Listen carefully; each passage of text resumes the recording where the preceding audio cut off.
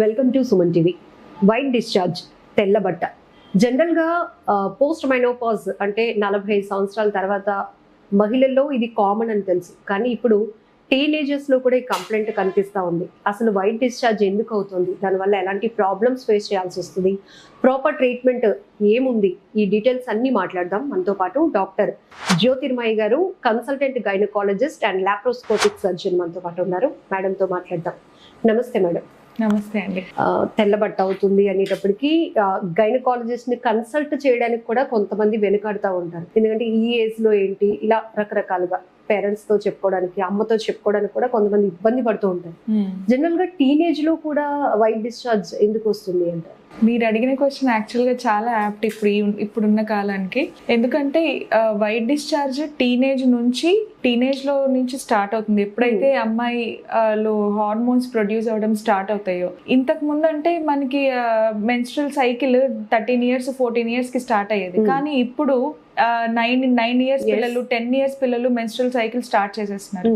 So వాళ్ళ body ఎప్పుడైతే hormones production అది స్టార్ట్ చేస్తుందో, ఎప్పుడు వెజైనా లో గ్లాండ్స్ అన్ని యాక్టివ్ అవ్వడం అదంతా స్టార్ట్ అవుతుందో, అప్పుడు వెజైనల్ డిశ్చార్జ్ అవ్వడం అనేది చాలా కామన్ గా చూస్తాము. అండ్ అన్ని వెజైనల్ డిశ్చార్జెస్ పాథలాజికల్ కాదు. అంటే అన్ని వెజైనల్ డిశ్చార్జెస్ మనం వరీ అవ్వాల్సిన అవసరం లేదు. యూజువల్ గా టీనేజ్ లో వచ్చే వెజైనల్ డిశ్చార్జ్ అంటే, వెజైనల్ డిశ్చార్జ్ ఇప్పుడు వాటరీ కన్సిస్టెన్సీలో లైట్ వైట్ గా స్మెల్ ఏం లేకుండా ఉన్నది అయితే దట్ ఈస్ కామన్. మనకి నోట్లో సెలైవా ఎలాగో, vagina is a self cleansing organ. అంటే వెజైనాలో కూడా వెజైనా తాను క్లీన్ చేసుకుంటుంది with the help of good bacteria. Okay, ఆ బ్యాక్టీరియా ఉండడం మూలాన ప్లస్ మన వెజైనాలో ఉన్న గ్లాండ్స్ ఆ రెండు కలిసి వెజైనల్ హెల్త్ మెయింటైన్ చేయటానికి, అంటే మనము వేసుకునే బట్టల ద్వారా కానీ, లేదంటే వాష్రూమ్స్ బయట వెళ్తాము, ఒక్కొక్కసారి ఎన్నిసార్లు ఎంత తిరిగినా కూడా మనకు యూటీఐ కానీ వెజైనల్ ఇన్ఫెక్షన్, యూటీఐ వస్తున్నాయి, వెజైనల్ ఇన్ఫెక్షన్స్ తొందరగా రావు. That is because of this good bacteria. Vaginal pH acidic అన్నమాట, అంటే యాసిడ్ లాంటిది. సో అవి పైకి వెళ్లకుండా కాపాడేందుకు ఇవి ఉంటాయి. సో వాటి నుంచి వచ్చే సెక్రీషన్ ఈ వెజైనల్ డిశ్చార్జ్. ఇది అబ్నార్మల్ అనుకోవడానికి ఏం లేదు. మీరు చెప్పినట్టు లక్షణాలు ఉంటాయి, సిమ్టమ్స్. కొంతమందిలో క్రీమ్ గా పడుతుందని, స్మెల్ వస్తోందని, కంఫర్ట్ గా ఉండలేకపోతున్నాం, బయటకు వెళ్తే పక్క వాళ్ళు కూడా మన వల్ల అన్కంఫర్ట్ అవుతున్నారేమో అన్న ఒక ఇన్సెక్యూరిటీ, ఈ కంప్లైంట్స్ కూడా వస్తుంటాయి కదా, అదేంటి కాజ్? మీరు చెప్పింది ఏంటంటే పెథలాజికల్ వైట్ డిశ్చార్జ్. ప్రతి అమ్మాయిలో ఫిజియోలాజికల్ అండ్ పెథలాజికల్, అంటే మెన్స్ట్రల్ సైకిల్ స్టార్ట్ అయినప్పుడు వచ్చే డిశ్చార్జ్ ఉంటుంది, అవ్వక ముందు జస్ట్ సైకిల్ స్టార్ట్ అయ్యే ముందు వచ్చే డిశ్చార్జ్ ఒకలా ఉంటుంది. ఎవ్రీ లేడీలో వైట్ డిశ్చార్జ్కి కూడా 3 stages ఉంటాయి. ఏంటంటే సైకిల్ స్టార్ట్ అయ్యే ముందర థిక్గా, కొంచెం థిక్ అండ్ వైట్, మనకి గట్టిగా ఇలా చాలా జిగటగా ఉంటుంది. అది పీరియడ్ స్టార్ట్ అయ్యే ముందు. పీరియడ్ స్టార్ట్ అయిన తర్వాత మన బ్లీడింగ్ ఎలాగో అవుతుంది. బ్లీడింగ్ తర్వాత కొంచెం స్లైట్ వాటరీగా ఉంటుంది. మిడ్ ఆఫ్ ద సైకిల్లో ప్రొఫ్యూజ్ వైట్ డిశ్చార్జ్, అంటే అండ్ కోపియస్ అమౌంట్స్, అంటే ఎక్కువ అండ్ చాలా వాటరీగా, చాలా లైట్ కలర్లో ఎక్కువ ఉంటుంది. అదే సైకిల్ మళ్ళీ last end of the cycle or pre menstrual ఫేజ్కి వచ్చేసరికి మళ్ళీ ఇలా జిగటగా అయిపోతుంది. So this is 3 phases of normal white discharge. ఇలా కాకుండా స్మెల్ వస్తుంది, లేదు పసుపు రంగులో ఉంది, లేదంటే గ్రీన్ కలర్ లో ఉంది అంటే అది డెఫినెట్ గా పాథలాజికలే. సో డెఫినెట్ గా గైనక్ ని కలవాల్సిన అవసరం ఉంటుంది. అది ఎందుకు వస్తుంది అంటే there are many reasons. Bacterial reasons, bacterial cause అయితే ఒకలా ఉంటుంది. ట్రైకోమోనాస్ అని ఒక ఆర్గానిజం ఉంటుంది, ఆ ఆర్గానిజం అయితే ఒకలా ఉంటుంది. క్యాండిడియాసిస్ అంటారు, ఆ ఆర్గానిజం అయితే ఒకలా ఉంటుంది. సో వైట్ డిశ్చార్జ్ వల్ల ఎప్పుడైతే ఈ కంప్లైంట్స్ తోటి ఇబ్బంది పడుతున్నారో డెఫినెట్ గా గైనక్ దగ్గరికి వెళ్ళాలి. చాలా మంది, మీరు ఫస్ట్ క్వశ్చన్ లో అడిగారు, వెళ్ళరు, ఇబ్బంది పడతారు చెప్పుకోవడానికి కూడా అని. ఇక్కడ 2 extremes ఆఫ్ పేషెంట్స్ ని చూస్తాం మేము. ఏంటంటే కొంచెం వైట్ డిశ్చార్జ్ అవ్వగానే, మేడం వైట్ డిశ్చార్జ్ అయిపోయింది, నాకు క్యాన్సర్ వచ్చిందేమో మేడం, చూడండి అంటూ ఉంటారు. సో అలాంటి పేషెంట్స్ ని చూస్తాము. At the same time white discharge అవుతున్నా కూడా ఏం కాదులే, మనకే కదా, ఎవరికి తెలుస్తుంది, ఏం కాదు, చెప్పుకోవడానికి కూడా ఇబ్బంది పడి రాకుండా ఉండే వాళ్ళు ఉంటారు. యాజ్ ఎ డాక్టర్స్ మేమైతే ఏమున్నా కానీ వచ్చేయండి అమ్మా అని చెప్తారు. బికాజ్ ఎందుకంటే కొంతమందిలో ఇలా ఈ వైట్ డిశ్చార్జ్, అది ఇన్ఫెక్షన్ వెజైనాలో నుంచి పైకి అంటే గర్భసంచి ముఖద్వారం, గర్భసంచి, తర్వాత ట్యూబ్స్, ఓవరీస్ ని లాస్ట్ కి పెరిటోనైటిస్ అంటే పొట్ట మొత్తం వ్యాపించేంత దానికి వెళ్ళిపోతుంది, పెరిటోనైటిస్ అంటారు. ఆ స్టేజ్ కూడా వెళ్ళిపోతుంది దీన్ని నెగ్లెక్ట్ చేస్తే. సో డెఫినెట్ గా ఒకవేళ మీరు చెప్పిన ఇవి ఏమన్నా ఉంటే రావాలి. మరి ఆ రెడ్ ఫ్లాగ్స్ ఏంటి మేడం అని ఇంకా మీరు అడిగితే, ఒకటి ఫౌల్ స్మెల్లింగ్ డిశ్చార్జ్, ఇంకొకటి వైట్ డిశ్చార్జ్ కాకుండా అంటే నార్మల్ లైట్ వైట్ కాకుండా పెరుగులాగా కర్డీగా ముద్దలు ముద్దలుగా పడుతున్నా, లేదు అంటే కలిసిన తర్వాత భార్యాభర్తలు కలిసిన తర్వాత నొప్పితో పాటు కొంచెం బ్లీడింగ్, దాంతో పాటు మళ్ళీ వైట్ డిశ్చార్జ్ ఇలా ఉన్నా, లేదు మేల్ పార్ట్నర్కి ఏమన్నా ఇబ్బంది ఉన్నా, అది కాకుండా వెజనల్ ఇచ్చింగ్ ఉన్నా, ఓకే, అండ్ యూరినరీ సిమ్టమ్స్ కూడా ఉన్నా కూడా డెఫినెట్ గా డాక్టర్ దగ్గరికి రావాలి. ఇది జెనెటికల్ కాజ్ కూడా ఉంటుందా మేడం? ఫ్యామిలీ హిస్టరీలో ఒకవేళ మదర్స్ కి, అమ్మమ్మ ఇట్లా కూడా కొన్ని తీసుకుంటూ ఉంటారు కదా, అలాంటిది ఏదైనా ఛాన్స్ ఉంటుందా? లేదు, దానికి వెజనల్ డిశ్చార్జ్ కి జెనెటిక్ కాజ్ ఏమి ఉండదు. Vaginal discharge is purely physiological అంతే. మన వెజైనాలో ఉన్న బ్యాక్టీరియా చేసే సెక్రీషన్స్ అవి అంతే. It is just protective mechanism అంతే. అంటే వైట్ డిశ్చార్జ్ ఉన్న వాళ్ళలో ఎక్కువగా బ్యాక్ పెయిన్ వస్తుంది, నడుము నొప్పి వచ్చేస్తుంది, నడుము లాగేస్తుందని, కాళ్ళు చేతులు పీకేస్తున్నాయి, ఇంతకు మునుపులాగా ఉన్నటువంటి ఎనర్జీ లెవెల్స్ లేవు, ఇట్లాంటివి చూస్తుంటాం ఆఫ్టర్ 35.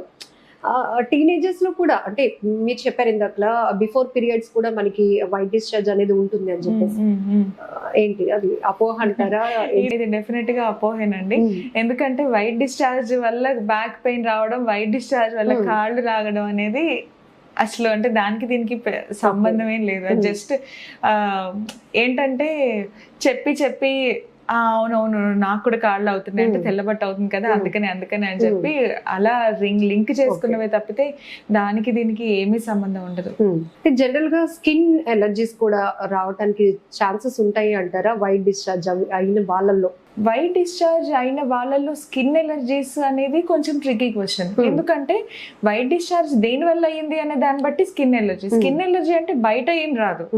సో మనకి బయట వెజైనా, బయట మన లేబియా అంటాం, మన ప్రైవేట్ పార్ట్స్ ఉన్న ఏరియాలో ఉన్న స్కిన్ ఒకవేళ వైట్ డిశ్చార్జ్ అనేది బ్యాక్టీరియల్ ఇన్ఫెక్షన్ వల్లనో, లేదంటే చాలా వైట్ డిశ్చార్జ్ అవ్వడం వల్ల కొంతమంది ప్యాడ్స్ పెట్టుకుంటూ ఉంటారు, అంత అవుతుంది కొంతమందిలో. సో అదే నేను చెప్పాను కదా, రెండో రకం ఎంతున్నా కూడా లోపల దాచేసుకొని చెప్పకుండా ఉంటారు చూసారా, అలాంటప్పుడు ఇన్ఫెక్షన్ బయటికి స్ప్రెడ్ అవడం వల్ల ఏమన్నా ఛాన్సెస్ ఉంటే ఓన్లీ ఆ ఏరియా స్కిన్ మటుకు అల్సర్స్ రావడం, ఇచ్చింగ్ చాలా ఇచ్చింగ్, రెడ్నెస్, వాళ్ళ ప్యాంటీస్ కూడా వేసుకోలేకపోతారు, టైట్ ప్యాంట్స్ కూడా వాళ్ళు వేసుకోలేకపోతారు. సో అంతా ఇచ్చింగ్ రావడం అనేది కామన్. ఎంగేజ్ లోనే మాకు వైట్ డిశ్చార్జ్ అవుతుంది, లేకపోతే PCOD లాంటి ప్రాబ్లమ్స్ కి ఇది ఒక రిలేటెడ్ ఏమో, ఇలా చాలా మందిలో కొన్ని డౌట్స్ ఉంటాయి. అంటే ప్రాపర్ గా మనకి పిల్లలు పుట్టరా, ఇలాంటి రకరకాల కనెక్ట్ చేసుకుంటూ ఉంటారు గైనిక్ ప్రాబ్లమ్స్ కి సంబంధించి. అంత వర్రీ అవ్వాల్సింది ఉంటుందా? లేదండి, వైట్ డిశ్చార్జ్ కి పిల్లలు పుట్టకపోవడానికి కారణం ఆ రెండిటికి ఏం లింక్ ఉండదు. అండ్ వైట్ డిశ్చార్జ్ అనేది కేవలం వెజైనాలో ఉన్న ఇన్ఫెక్షన్ అంతే. వైట్ డిశ్చార్జ్ ప్రెగ్నెన్సీలో కూడా వస్తుంది, దానికి వరి అవ్వాల్సిన అవసరం లేదు. అండ్ వైట్ డిశ్చార్జ్ ని దేనికి మనం అన్వయించుకోలేము. కానీ ఇన్ఫర్టిలిటీ అని మీరు అన్నారు కనుక నేను ఇక్కడ ఇంకొక పాయింట్ తీసుకొస్తాను.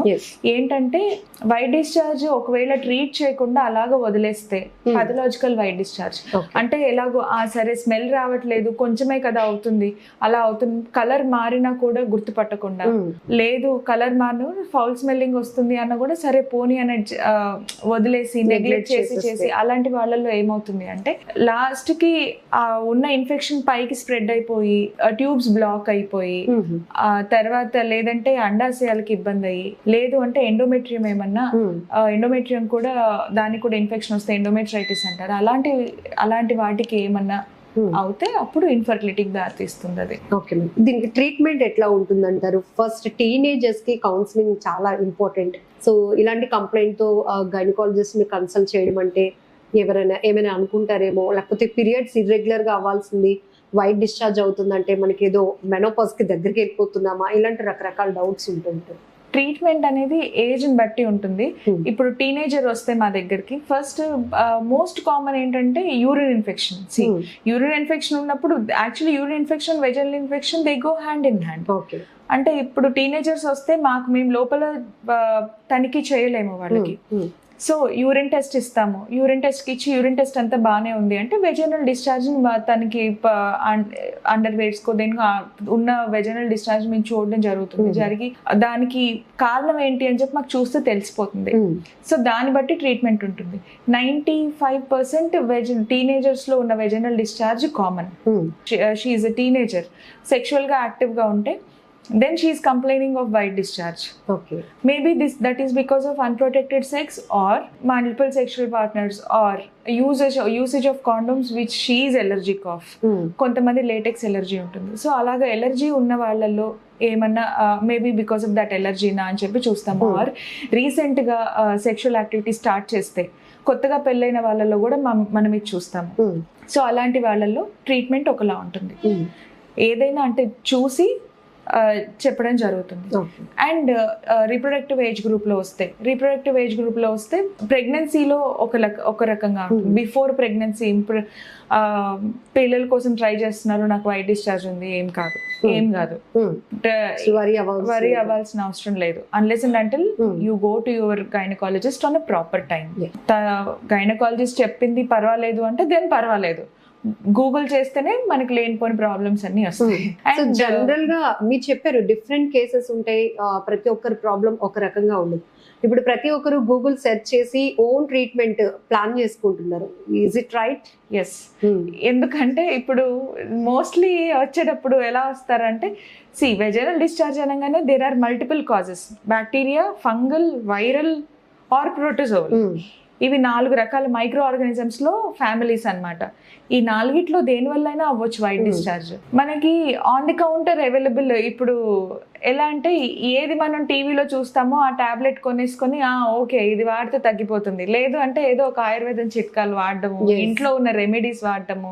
అది కాకుండా వెజైనల్ డిశ్చార్జ్ వస్తుంది అంటే yes, one point I want to discuss it నా ఏంటంటే వైట్ డిశ్చార్జ్ అవుతుంది అనగానే మేము క్లీన్ గా పెట్టుకోవట్లేదేమో మన intimate areas, maybe that's the reason white discharge వస్తుంది అని people start cleaning it more, which will cause reflux white discharge more and infection ఎక్కువ రావడానికి అది కారణం అవుతుంది. ఎందుకంటే as we already discussed, vagina is a self cleansing organ. అంటే vagina will clean itself. So మనం ఎప్పుడైతే సోప్ కానీ లేదంటే హార్డ్ కెమికల్స్ కానీ లేదంటే పర్ఫ్యూమ్డ్ ప్యాడ్స్ కానీ ఇప్పుడు మెన్స్ట్రల్ బ్లడ్ స్మెల్ వస్తుంది అని చెప్పి now we're getting perfumed pads, right?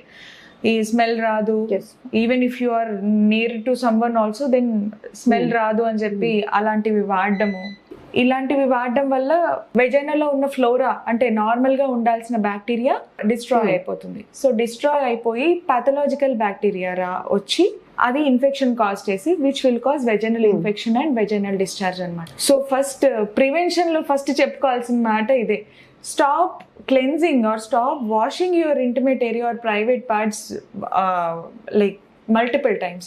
ఒకవేళ వాష్ చేసుకోవాలన్నా కూడా don't use hard soaps, just lukewarm water చాలు. మనం బాడీ అంతా సబ్బు పెట్టి తోమేసినట్టు no need to change, no need to wash it with lukewarm water and గోరువెచ్చటి నీళ్లు సరిపోతాయి. లేదు ఇంకా ఐ డోంట్ ఫీల్ సెక్యూర్ అంటే మార్కెట్లో చాలా మైల్డ్ క్లెన్జర్స్ దొరుకుతున్నాయి, లైక్ ఫర్ ఎగ్జాంపుల్ ఇంటి wash or V wash or whatever. So only vaginal area clean చేసుకోవడానికి sometimes you can use that. లేదు అంటే కనుక ల్యూక్ వార్మ్ వాటర్ చాలు, సరిపోతుంది. అండ్ వైప్ చేసుకునేటప్పుడు కూడా చాలా మంది పాష్గా స్టైల్గా అనుకుంటారా వైప్స్ క్యారీ చేసి cleaning your vagina on and off, వాష్రూమ్కి వెళ్ళినప్పుడల్లా క్లీన్ చేసుకోవడం. No, that is not advisable. Even if you clean it should be with toilet పేపర్తో క్లీన్ చేసుకున్నా కానీ నాన్ సెంటెడ్ వైప్స్ తోటి, ఎక్కువ హార్ష్ కెమికల్స్ లేని వైప్స్ తోటి క్లీన్ చేయాలి. అండ్ క్లీన్ చేసేటప్పుడు కూడా the way you clean is from front to back, not from back to front. So ఇది మనం ప్రివెన్షన్ లో చెప్పాలి, కేర్స్ తీసుకోవాలి ఖచ్చితంగా. చాలా మందికి అవేర్నెస్ ఇది చాలా ఇంపార్టెంట్ కూడా. సో అదర్ కాంప్లికేషన్స్ ఇంకేమైనా ఉంటాయి మేడం వైట్ డిశ్చార్జ్ అవుతున్న వాళ్ళలో? వైట్ డిశ్చార్జ్ మనం ఆల్రెడీ డిస్కస్ చేసినట్టే white discharge will cause urinary tract infection, అంటే యూరిన్ ఇన్ఫెక్షన్ వస్తుంది. యూరిన్ ఇన్ఫెక్షన్ డెఫినెట్ గా నెగ్లెక్ట్ చేస్తే కిడ్నీస్ ఇన్ఫెక్ట్ అవుతాయి. లేదు వెజైనల్ ఇన్ఫెక్షన్ మనం నెగ్లెక్ట్ చేస్తే అది యూట్రస్ లో ఇన్ఫెక్షన్ రావచ్చు, ట్యూబ్స్ ఇన్ఫెక్ట్ అవ్వచ్చు, ఓవరీస్ అండ్ లాస్ట్లో పెరిటోనైటిస్ అంటే పొట్ట మొత్తానికి లోపల ఇన్ఫెక్షన్ వచ్చే ఛాన్సెస్ ఉంటాయి. సో అందుకని దాన్ని అడ్రస్ చేయడం ఇట్ ఇస్ వెరీ ఇంపార్టెంట్. అంటే విటమిన్ డెఫిషియన్సీ ఇట్లాంటి కారణాలు కూడా ఉంటాయా? ఫుడ్ ప్రాపర్ గా లేకపోవడం కానీ, లీన్ గా ఉంటారు కొంతమంది. ఇప్పుడు టీనేజర్స్ అంటే చాలా డైట్ ఫాలో అయిపోతూ ఉన్నారు. సో ఇవి కూడా ఒక మనం తీసుకున్న లైఫ్ స్టైల్, ఫుడ్ హ్యాబిట్స్ కానీ లైఫ్ స్టైల్ కూడా వన్ ఆఫ్ ది కాజ్ అవడానికి ఛాన్స్ ఉందా? లైఫ్ స్టైల్ పక్కన పెట్టి మాట్లాడుకున్నాము. ఫుడ్ హ్యాబిట్స్ అంటే like normal balanced diet is very important. అంతే. there are no diet formulas for preventing white discharge. Normal balanced diet is fine. And lifestyle వచ్చేసరికి yes, nowadays teenagers are towards more ఇప్పుడు seamless underwears అని మరి synthetic underwears అని pods లో కూడా అసలు అదొక సూపర్ మార్కెట్ పెట్టేయచ్చు ప్యాడ్స్ మీద. So they have an number of options, right? అన్ని బికాస్ ఆఫ్ కెమికల్స్ మొత్తం కంప్లీట్లీ. సో ఇవి లైఫ్ స్టైల్ ఇవంటే ఇదే. సో లైక్ ఇప్పుడు నవేడేస్ మరి కొంచెం మనం మెట్రోస్లోకి అలాగ వెళ్తే పిల్లలు or ladies are not backing off like wearing a bikini also, right? ఆ మెటీరియల్ నైలాన్ కానీ లేదంటే ఏదైనా synthetic material when it is hugging your private parts, it will cause some like effect on your vagina. So organic cotton vi మరీ టైట్గా కాకుండా, okay మరీ loose కాదు మరీ టైట్ కాదు, like right sized underwear is very much important. And organic cotton, like let it breathe, no అంతేగా, let the organ breathe. So cotton is very important. Lifestyle అంటే ఇది. And people are running now kada pillalu we are all running, everyone are running. So sometimes we actually forget to change. Yes, teenagers kaina reproductive age aina ye female kaina age group, change your underwear at least twice a day. And when it comes to your period, you have to change your pad if you are using a pad, or you have to, like if you are using a menstrual cup then no issue. Once adi fill అయిపోయిన తర్వాత definitely you have to then change చేస్తారు. But if you are using a pad then definitely it has to be changed every 6 to 8 hours. pad లో collect అయిన blood వల్లనే bacteria కొలనైజ్ అయ్యి, so that is the main reason for vaginal infections. So ఇది life style modification. అంటే ఇవి చిన్న చిన్నవి menstrual హైజీన్లో ఇప్పుడు పిల్లలు if they include, it will be a great change. Thank you, ma'am.